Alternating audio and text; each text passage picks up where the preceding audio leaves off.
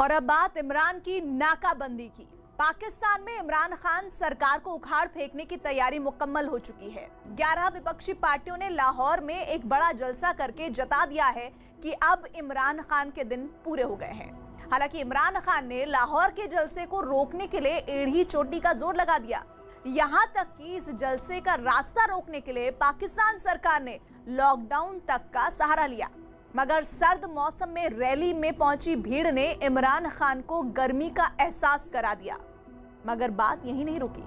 मंच से नेताओं ने जब सेना को निशाना बनाते हुए इस्लामाबाद कूच का ऐलान किया तो यह तय हो गया कि अब इमरान कुर्सी पर बस चंद दिनों के मेहमान हैं।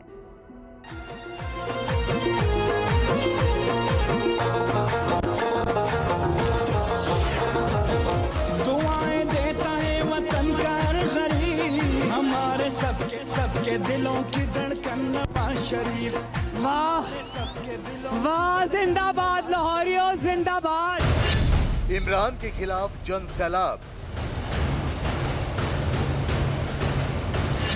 सर्द मौसम में हुआ लाहौर जलसा।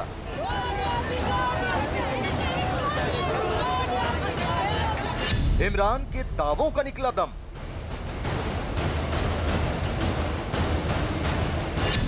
जलसा रोकने को लगाया लॉकडाउन।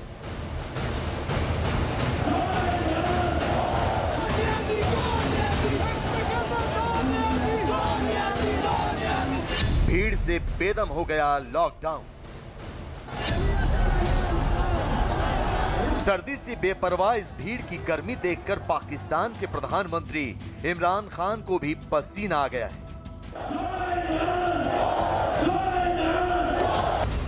कोरोना वायरस के खौफ से बेखौफ ये भीड़ पाकिस्तान की इमरान सरकार की नई फिक्र बनकर सामने आई है। लाहौर के मीनारे पाकिस्तान में जब यह जलसा हुआ तो इमरान खान की सरकार की कुर्सी डगमगाने लगी। लाहौर में सर्दी का मौसम है और चारों तरफ कोरोना महामारी का खौफ, मगर इन दोनों की फिक्र किए बगैर भीड़ जब यहां नजर आई तो पाकिस्तान का तमाम निजाम नजरें चुराता नजर आया। और इस जलसे के मंच से जो कुछ ऐलान किया गया उसने पाकिस्तान के लोगों को ही नहीं बल्कि हुक्मरानों को दहला कर रख दिया, क्योंकि इस ऐलान का निशाना तो इस्लामाबाद था।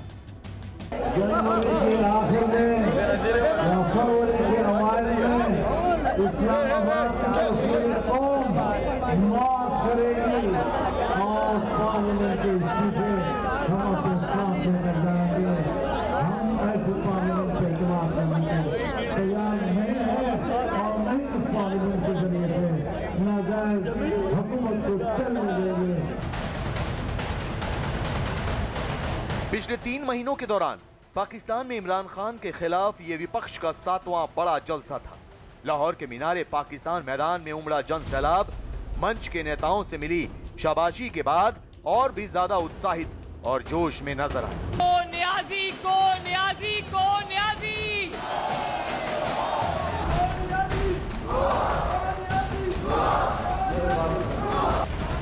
पाकिस्तान की मीडिया के मुताबिक लाहौर के मीनारे पाकिस्तान में वीडियो लिंक के जरिए हुई रैली को संबोधित करते हुए मरियम नवाज ने वहां इकट्ठा समर्थकों का शुक्रिया अदा किया।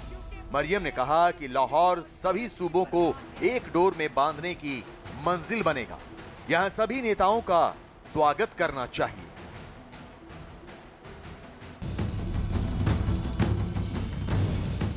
पीडीएम चीफ मौलाना फजलुर रहमान, पीएमएलएन की उपाध्यक्ष मरियम नवाज और पीपीपी के चेयरमैन बिलावल भुट्टो जरदारी मंच पर एक साथ नजर आए, जबकि रैली शुरू होने के घंटों पहले से मैदान में भीड़ जुटने लगी थी और जोशीले नगमों से सारा आलम सराबोर था।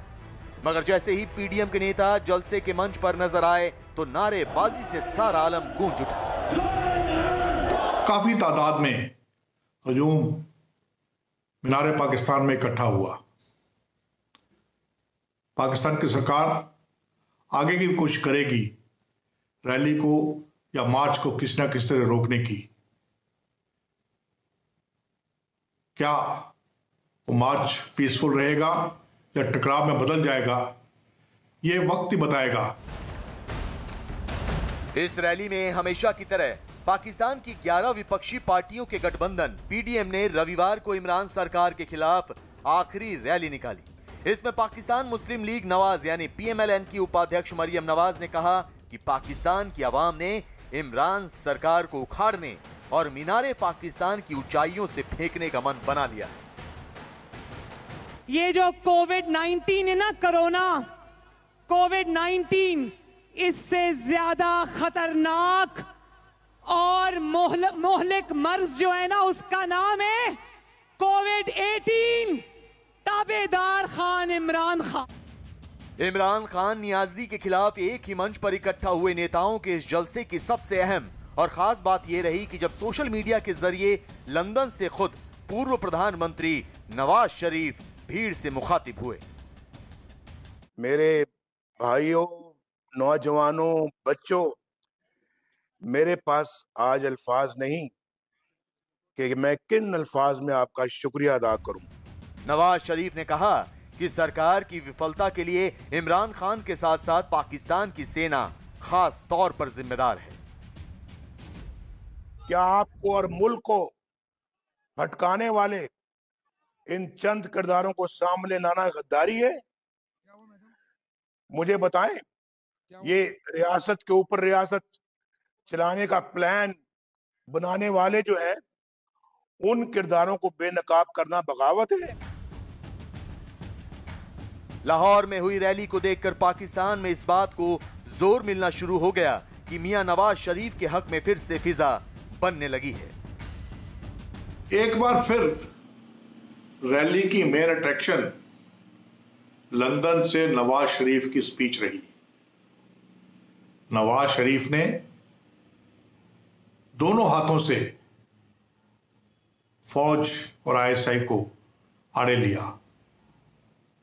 उन्होंने साफ कहा कि फौज पॉलिटिक्स में दखल अंदाजी कर रही है। 11 पार्टियों के इस लाहौर जलसे को रोकने के लिए इमरान खान सरकार ने एड़ी चोटी का जोर लगा दिया था। यहां तक कि पाकिस्तान की सरकार ने भीड़ को रोकने के लिए कोरोना महामारी का खौफ भी दिखाया था। इतना ही नहीं, रैली वाली जगह यानी मीनारे पाकिस्तान के आसपास कोरोना वायरस स्मार्ट लॉकडाउन भी लगाने का ऐलान किया गया था। लेकिन इमरान खान उस भीड़ को नहीं रोक सके जो उनकी सत्ता और कुर्सी को उखाड़ने के लिए यहां तक पहुंचने के लिए पहले ही झंडा उठा चुकी थी। रैली में यह ऐलान किया गया कि अब रैली खत्म है, इसके बाद इस्लामाबाद के लिए एक लॉन्ग मार्च किया जाएगा और इस्लामाबाद को घेरा जाएगा ताकि इमरान खान को मजबूर किया जा सके कि वह अपनी कुर्सी छोड़े। साफ जाहिर है कि अब मुकाबला और सख्त होगा और डायरेक्ट मुकाबला हो जाएगा पीडीएम के लीडर्स के बीच में और इमरान खान के बीच में। पाकिस्तान की मीडिया रिपोर्ट की माने तो पंजाब सरकार के स्वास्थ्य विभाग की ओर से जारी आदेश में कहा गया कि ये लॉकडाउन रविवार सुबह से 25 दिसंबर तक जारी रहेगा। ऐसे में इसे तोड़ने वालों को पकड़कर जेल में डाला जा सकता है। लेकिन रैली में इमरान सरकार के खिलाफ लगते ये नारे गवाह हैं कि लोगों ने हुकूमत के हुक्म को किस तरह नजरअंदाज किया। सबसे गौर करने वाला पहलू यह है कि रविवार को पीडीएम की रैली ऐसे वक्त में आयोजित की गई जब पीडीएम नेताओं पर सुरक्षा खतरे के अलर्ट भी जारी किए जा चुके थे। बड़े से मंच पर नेताओं के बैठने की तैयारी की गई थी और बम निरोधक दस्ते ने कार्यक्रम स्थल का जायजा लिया था। इसके अलावा सरकार ने भी कोरोना की वजह से रैली ना करने की हिदायत दी थी। पंजाब के मुख्यमंत्री उस्मान बुज़दार ने विपक्षियों को चेतावनी दी थी कि अगर कानून तोड़ा गया तो जरूरी एक्शन लिया जाएगा, मगर हुकूमत की बात विपक्षी नेताओं ने अनसुनी कर दी। पिछले हफ्ते ही प्रधानमंत्री इमरान खान ने सरकार विरोधी रैलियों की इजाजत देने की उम्मीद से इनकार करते हुए चेतावनी दी थी कि अगर फरमान तोड़ा गया तो मुकदमे होंगे। लेकिन मुकदमा दर्ज करने की धमकी के बावजूद पीडीएम ने लाहौर के मीनारे पाकिस्तान में रैली करके इमरान सरकार के खिलाफ आखिरी जंग का ऐलान कर दिया।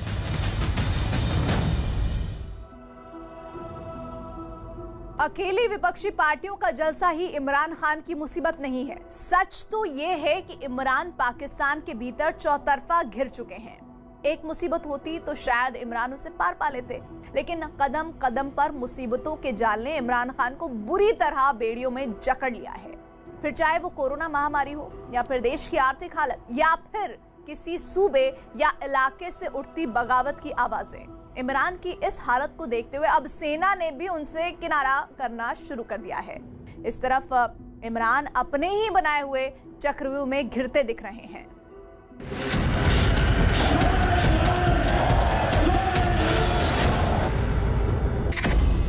चौतरफा घिरे इमरान खान।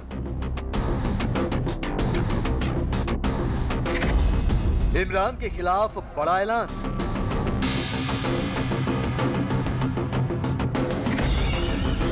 इमरान के खिलाफ खुला मोर्चा।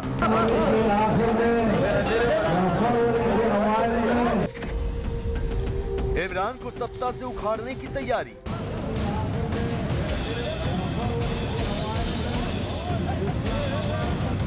चीन से दोस्ती निभाने और भारत के खिलाफ साजिशों का मकर जाल बुनने वाले इमरान खान का सिंहासन अब हिलने लगा है।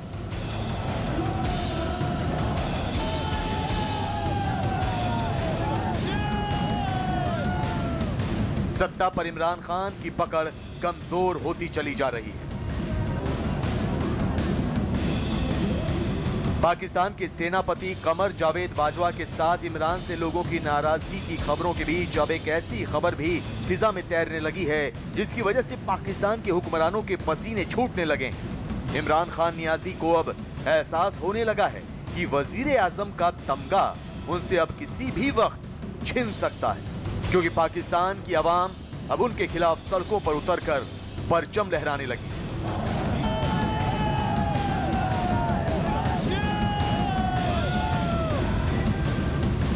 एक तरफ इमरान खान और उनको कुर्सी पर बिठाने वाली पाकिस्तान सेना के जनरल कमर जावेद बाजवा, तो दूसरी तरफ इमरान खान की हुकूमत को उखाड़ फेंकने पर आमादा उनके विपक्षी दल, जिनका ऐलान है कि 13 दिसंबर की लाहौर में रैली के बाद अगला कदम इस्लामाबाद है। दरअसल पाकिस्तान की विपक्षी पार्टियों ने मौलाना फजलुर रहमान, मरियम नवाज शरीफ और बिलावल भुट्टो की अगुवाई में एक ऐसा गठबंधन तैयार किया है जो इमरान खान की नाकामियों को न सिर्फ जनता तक पहुंचा रहा है, बल्कि इमरान खान को सत्ता से बेदखल करने की कवायद भी तेज कर दी है। 3 महीनों के भीतर 7 रैलियों की कामयाबी ने इमरान खान को पूरी तरह डरा दिया है।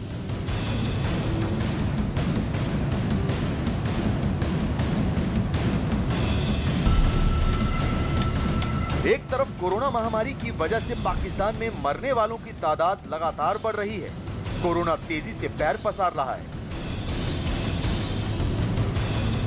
तो दूसरी तरफ पाकिस्तान की अर्थव्यवस्था वेंटिलेटर पर है और किसी भी वक्त उसकी सांसें उखड़ सकती हैं। लेकिन इसके अलावा भी इमरान की मुश्किलें और हैं।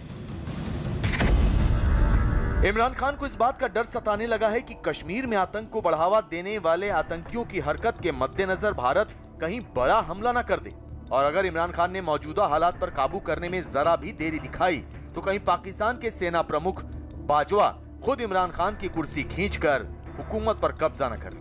इससे भी ज्यादा पाकिस्तान की खुफिया एजेंसी हर वक्त सरकार के हर फैसले को पलटने को तैयार नजर आ रही है। इससे तख्ता पलट का डर इमरान खान को अंदर ही अंदर खाए जा रहा है।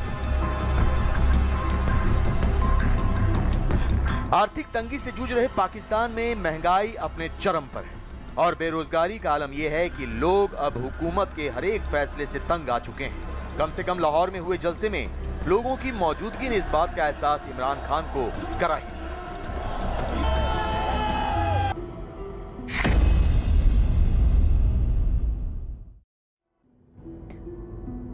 और अब बात करते हैं भारत के मिशन 15 की। पाकिस्तान और चीन एक ही सिक्के के दो पहलू हैं और ये दोनों ही मुल्क भारत के सबसे बड़े दुश्मन। खास तौर पर चीन जो LAC पर तनाव को कम करने के मूड में बिल्कुल नहीं है। चीन सीमा से सटे इलाकों में लगातार अपने सैनिकों की तादाद बढ़ा रहा है। लिहाजा भारत ने चीन को सबक सिखाने और उसके युद्ध राग पर लगाम लगाने के लिए अब अपना मिशन 15 शुरू किया है। इस मिशन के तहत हिंदुस्तान आने वाले वक्त में 15 दिनों तक जंग लड़ने का साजो सामान इकट्ठा करेगा। हिंदुस्तान गोला बारूद और हथियारों का इतना बड़ा जखीरा तैयार करेगा जो चीन जैसे देश के साथ संभावित युद्ध में बेहद कारगर साबित होगा। देखिए भारत के इस मिशन 15 की इनसाइड स्टोरी।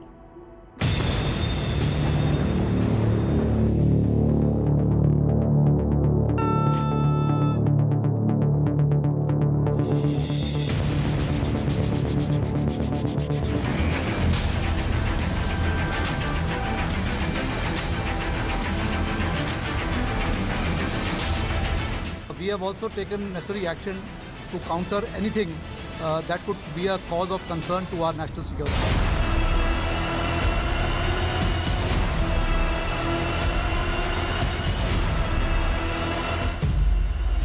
चीन को दहलाने का ब्लूप्रिंट तैयार।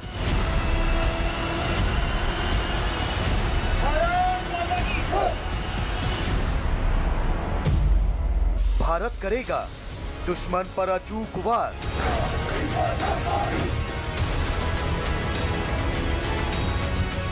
भारत की अखंडता और संप्रभुता सर्वोच्च है और इसकी रक्षा करने से हमें कोई भी रोक नहीं सकता। हिंदुस्तान का मिशन 15।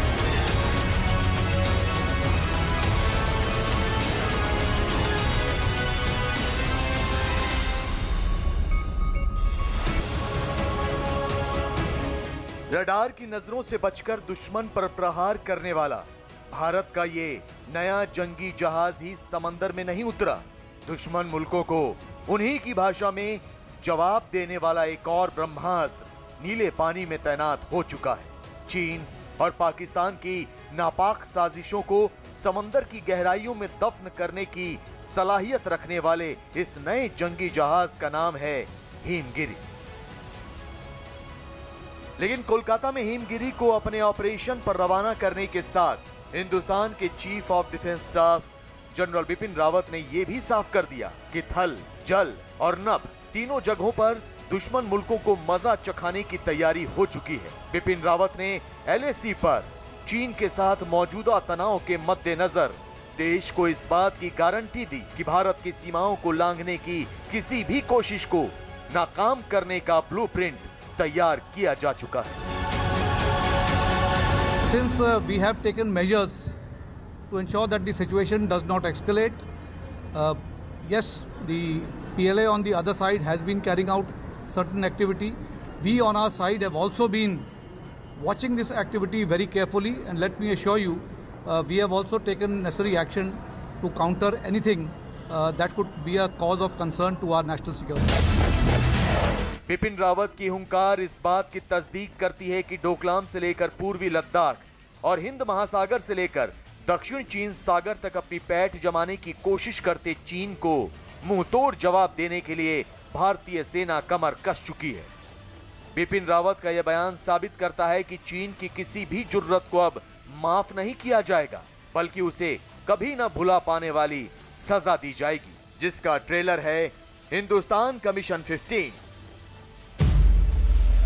एक ऐसा मिशन जिससे चीन अभी से थर थर कांपने लगा है। एक ऐसा मिशन जिससे चीन की हेकड़ी कम होती नजर आने लगी है। एक ऐसा मिशन जिससे बीजिंग तक खौफ की लहर दौड़ गई है। बात बात पर जंग की गीदड़ भभकी देने वाले शी जिनपिंग के माथे पर शिकन की लकीरें खिंच गई हैं। LAC पर जारी तनाव और चीन के आक्रामक तेवर को देखते हुए भारतीय सेना जंग की तैयारियों में अपने आप को पूरी तरीके से झोंक चुकी है। हिमालय सरहद ही नहीं बल्कि देश की बाकी सरहदों की पूरी तरह से सुरक्षा करने के लिए भारतीय सेना अपनी युद्ध लड़ने की क्षमताओं में इस तरह से इजाफा कर रही है कि एक लंबी लड़ाई लड़ी जा सके। भारतीय सेना हथियार और गोला बारूद का एक जखीरा इस तरीके से इकट्ठा कर चुकी है ताकि अगर चीन किसी भी तरीके का दुस्साहस करे तो उसको मुंह तोड़ जवाब दिया जा सके। आज से कुछ सालों पहले भारतीय सेना को 40 दिन के भयंकर युद्ध के लिए तैयार करने की कवायद शुरू हुई थी। युद्ध की सामग्री जैसे बम, गोला बारूद गोलियां इन सब का जखीरा तैयार करने की प्लानिंग हुई थी। उड़ी में हुए आतंकी हमले के बाद तत्कालीन रक्षा मंत्री मनोहर पर्रिकर की अगुवाई में थल सेना, नौसेना और वायुसेना को आपातकालीन हालात में रक्षा खरीद करने के लिए कुछ खास अधिकार भी दिए गए थे। ये बात अलग है कि हथियारों और गोला बारूद को रखने और जंग के स्वरूप में होने वाले बदलाव की वजह से इसमें तब्दीली कर दी गई थी। लेकिन मौजूदा हालात और चीन की बदनीयती के मद्देनजर भारतीय सेना ने फैसला किया है कि 10 दिन की जगह अब 15 दिन तक युद्ध लड़ने की तैयारी की जाएगी। 15 दिन तक जंग लड़ने के लिए हथियार और गोला बारूद जमा किए जाएंगे। सेना आपात स्थिति में 50,000 करोड़ रुपए की रक्षा खरीद कर सकेगी। भारतीय सेना देश और विदेश कहीं से भी रक्षा खरीद कर सकेगी। हथियार और गोला बारूद के जखीरे को पहले के 10 दिन से बढ़ाकर 15 दिन किया जाना काफी अहम है। माना जा रहा है कि भारतीय सेना को चीन और पाकिस्तान के संभावित 2 फ्रंट वॉर के लिए तैयार किया जा रहा है। तो आपको बता दें कि सेना के तीनों अंगों के लिए हथियारों और गोला बारूद के जखीरे में इजाफे की मंजूरी कुछ दिनों पहले ही दे दी गई है।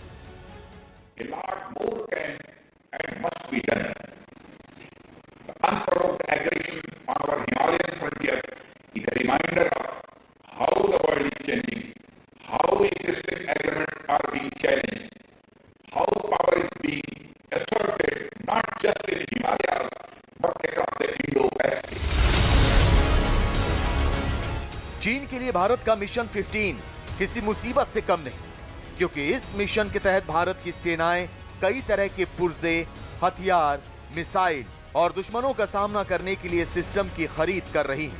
सूत्रों की माने तो टैंक और तोपखाने के लिए बड़ी तादाद में मिसाइलों और गोला बारूद की खरीद भी की गई है। चीन और पाकिस्तान के रिश्ते हैं, ये तो कोई नई बात नहीं है कि बड़े सालों से वो इस प्रकार की हरकत करे जा रहे हैं भारत के विरुद्ध।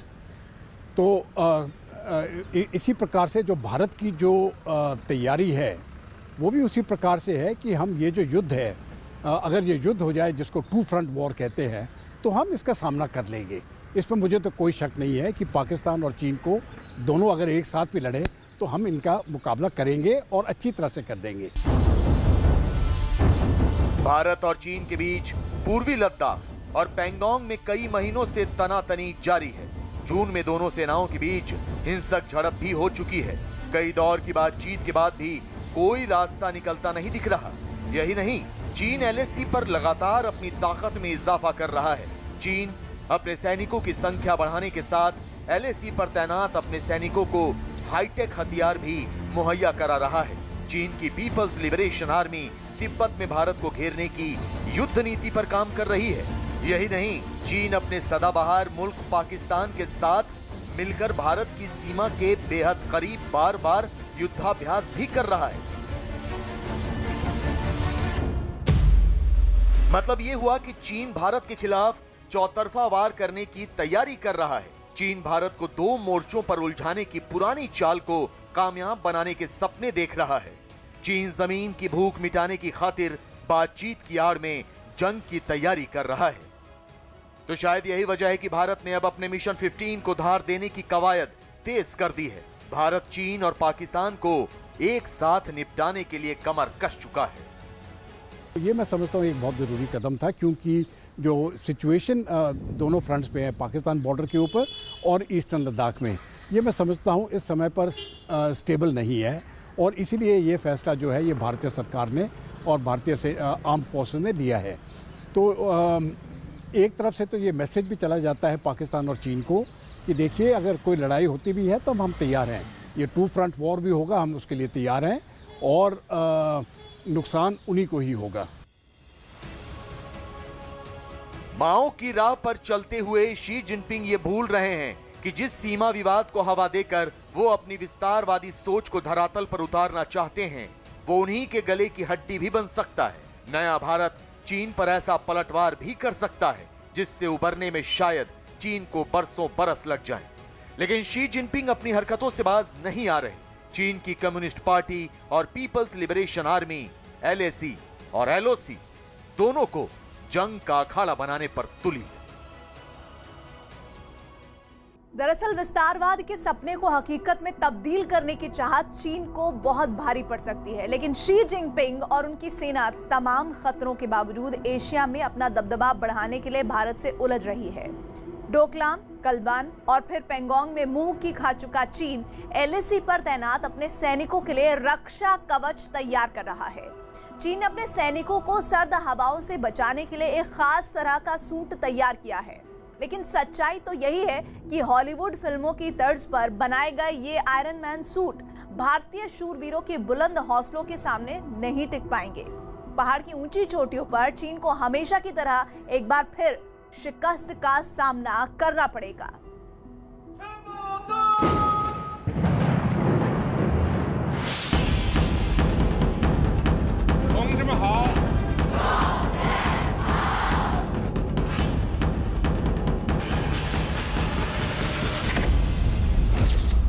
लाल सेना का युद्ध राग।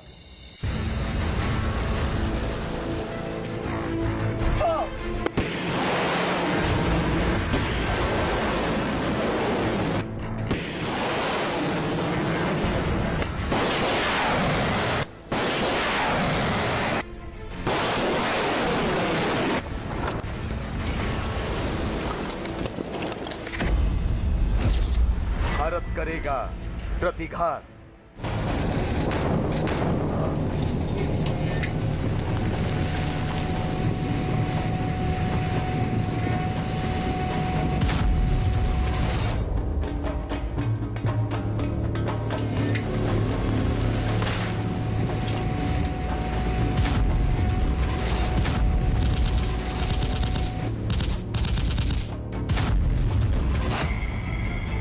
भारत से सीमा विवाद को तूल देकर चीन अब तक करोड़ों रुपए का नुकसान उठा चुका है। हिंदुस्तान में अपने व्यापारिक हितों को चीन अपने ही हाथों तबाह कर चुका है। चीन की कंपनियों को तगड़ा नुकसान पहुंच चुका है। भारत से दुश्मनी की वजह से चीन की दुनिया भर में छीछा लेदर हो चुकी है, लेकिन इस सब के बावजूद शी जिनपिंग के सिर से विस्तारवाद का फितूर उतरने का नाम ही नहीं ले रहा। शी जिनपिंग और उनकी सेना भारत के खिलाफ संभावित युद्ध की तैयारियों में जुटी है। आसमान, समंदर और जमीन के साथ हिमालय की ऊंची पहाड़ियों पर भी चीन अपनी ताकत बढ़ा रहा है। पूर्वी लद्दाख में भारत से उलझते चीन ने अपने सैनिकों को नए नए हथियारों से लैस करना शुरू कर दिया है। हाल में आई एक रिपोर्ट के मुताबिक भारत की सीमा पर तैनात चीन की पीएलए अपने सैनिकों को आयरन मैन एक्सोस्केलेटन सूट पहना रही है। इस सूट की मदद से चीन के सैनिक बर्फीली और ज्यादा ऊंचाई वाली जगहों पर भी मिशन को आसानी से अंजाम दे सकते हैं। चीन के सैनिकों की पहाड़ की ऊंचाइयों पर कैसे सांसें फूल रही हैं, ये हम आपको कई बार दिखा चुके हैं। हम आपको कई बार दिखा चुके हैं कि चीन के सैनिक पूर्वी लद्दाख और पेंगोंग में तैनाती से क्यों डरते हैं। लिहाजा शी जिनपिंग अब अपने सैनिकों का डर दूर करने की कोशिश कर रहे हैं। चीन की सरकार अपने सैनिकों को हिमालय की ऊंची चोटियों पर टिके रहने के लिए एक खास तरह का सूट दे रही है।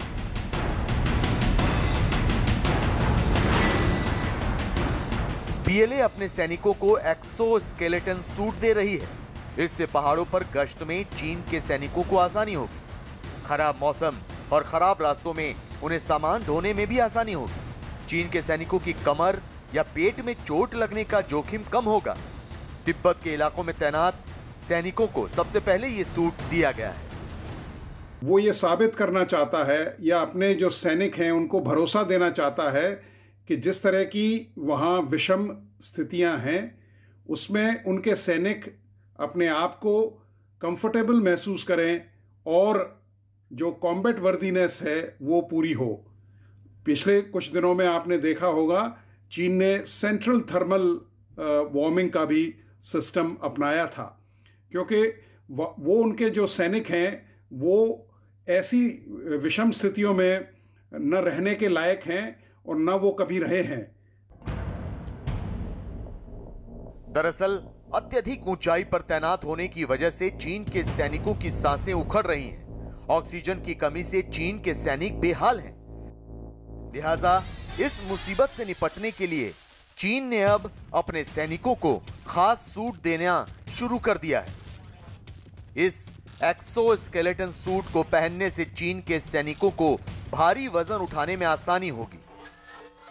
भीषण ठंड के कारण बड़ी संख्या में चीन के सैनिक बीमार भी नहीं पड़ेंगे। यही नहीं, चीन ने पहाड़ी इलाकों में जंग के लिए खास तौर पर तैयार मोबाइल होवित्जर तोपों की तैनाती भी शुरू कर दी है। इशारा साफ है, चीन भारत के साथ लद्दाख में जारी सैन्य तनाव को कम करने के मूड में नहीं है। कई दौर की सैन्य और डिप्लोमेटिक बातचीत को नाकाम करना चाहता है। चीन एलएसी से अपने सैनिकों को वापस नहीं बुलाना चाहता। चीन की सेना अभी भी आक्रामक रूप से बॉर्डर के इलाकों में तैनात है। लिहाजा इसके जवाब में भारत ने भी अपनी सैन्य तैनाती को मजबूत किया है। ये जो फेस ऑफ भारत का चल रहा है उसको लंबा खींचे और वो इसमें कामयाब भी हुआ है, लेकिन वो किसी कंक्लूसिव टॉक्स या कोई कॉन्फिडेंस बिल्डिंग मेजर्स या जो हमारे प्रोटोकॉल्स हैं उन पे कतई ध्यान नहीं देता, ना ही उनको सीरियसली लेता है। और हमें चीन की इस नीति को भली भांति समझ लेना चाहिए और इन टॉक्स को किसी कंक्लूसिव एंड पर ले जाना चाहिए। पूर्वी लद्दाख में एलएसी पर चीन और भारत लगभग 8 महीनों से आमने सामने हैं। चीन ने अपनी विस्तारवादी सोच दिखाते हुए अतिक्रमण करने की कोशिश तो की, लेकिन भारत की जांबाजी के सामने टिक नहीं सका। अब चीन तकनीक के जरिए अपने सैनिकों को मजबूत रखने की फिराक में, लेकिन भारत भी कम नहीं। बहुत मुमकिन है कि जल्द ही भारतीय सैनिक ऐसे कपड़े पहन लें दुश्मन की नजर में ही ना आए। दरअसल दक्षिण कोरिया क्लॉकिंग स्किन बनाने पर काम कर रहा है, जिसे पहनने के बाद सैनिक या कोई भी आम आदमी अपने आसपास के वातावरण में ऐसा घुल मिल जाएगा कि दिखाई ही नहीं देगा। इससे सैनिकों का पकड़ में आना मुश्किल हो जाएगा। सैनिक बिना नजर आए दुश्मन सेना में सेंध लगा सकेंगे। हालांकि फिलहाल ऐसे कपड़े बनाने पर शोध जारी है। भारत ने दक्षिण कोरिया के साथ कोई करार भी नहीं किया है, लेकिन अटकलों का बाजार गर्म है और अगर वाकई सैनिकों को दुश्मन की नजरों से बचाने वाले कपड़े भारत को मिल गए तो चीन का क्या होगा, इसका अंदाजा लगा पाना मुश्किल नहीं। तो आपको बता दें कि फिलहाल भारतीय सेना के पास इस तरह की यूनिफॉर्म होती है जो लड़ाई के मैदान में कुछ हद तक सैनिकों को छिपा सके। जैसे जमीनी इलाकों में लड़ाई होने पर घास मिट्टी से मिलती जुलती यूनिफॉर्म होती है, जबकि बर्फीले इलाकों में सैनिकों को सफेद यूनिफॉर्म दी जाती है। चीन पहले से ही पूर्वी लद्दाख में अपने सैनिकों को तरह तरह की तकनीकों से लैस कर रहा है। इसमें -40 डिग्री तापमान पर आराम से रह पाने के लिए कपड़े और टेंट तो हैं ही, साथ ही उसने आयरन मैन फिल्म की तर्ज पर सैनिकों के लिए खास तरह का फौलादी सूट भी बनाया है। लिहाजा भारत भी अपने सैनिकों को हाईटेक हथियारों के साथ दूसरे सैन्य साजो सामान देने पर तेजी से काम कर रहा है, ताकि हिंदुस्तान के शूरवीर चीन के नापाक इरादों को अपने बूटों तले रौंद सके।